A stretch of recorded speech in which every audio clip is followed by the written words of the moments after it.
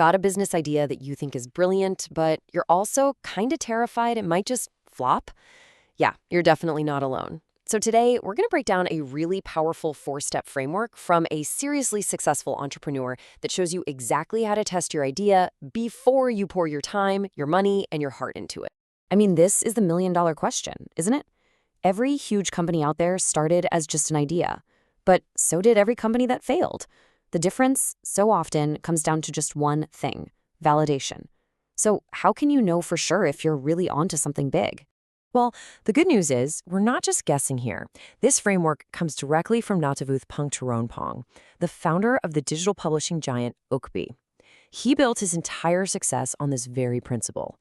Test your idea in the market first before you build the real business. So here's our game plan.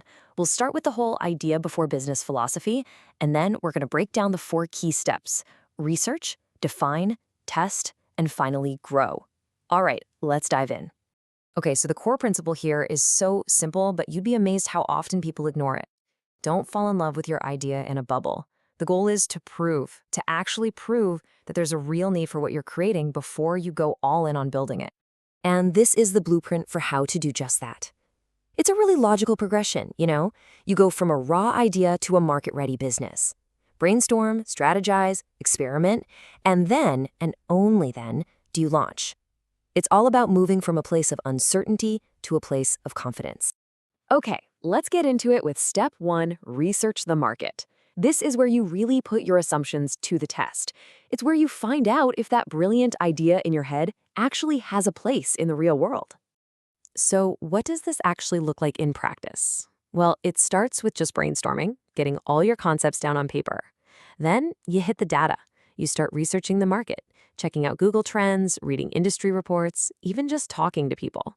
And this is critical. You have to analyze your competitors. Who's already out there and what are they doing right or wrong?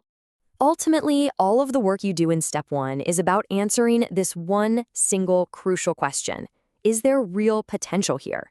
Is there an actual market that can support this idea and help it grow? If the answer is yes, then congratulations. You've earned the right to move on to the next step. Okay, now let's move on to step 2 and see how this all builds. Define the selling point.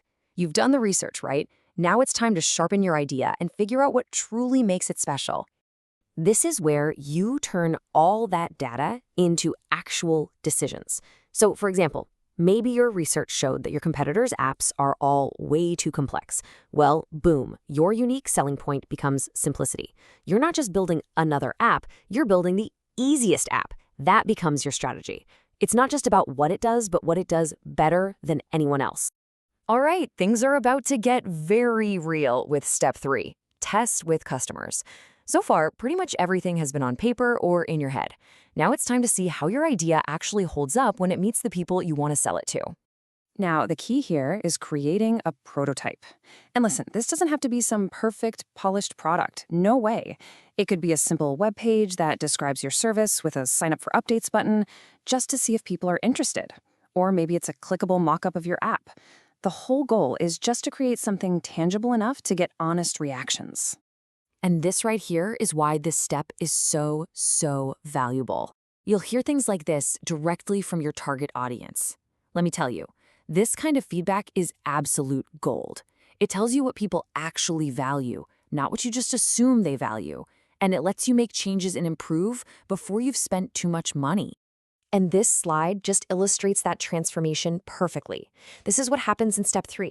You go from a business plan that's based on your own assumptions, your best guesses, to one that is built on hard data and real customer insights. This is literally how you de-risk your entire project. Which brings us to the final phase, step 4, develop and grow. You've done the research, you've sharpened your strategy, and you've tested it with real people. Now, finally, you can move forward with confidence. So after your prototype testing, you analyze all that great feedback. And if the results are positive, if you've confirmed that the market is interested and ready for what you've got, that's your green light. It is finally time to build the full version of your product and launch it. But launching is really just the beginning, right? This is where your focus shifts to full-scale development, to planning how you're going to grow your team, and maybe even looking for funding to support all that scaling.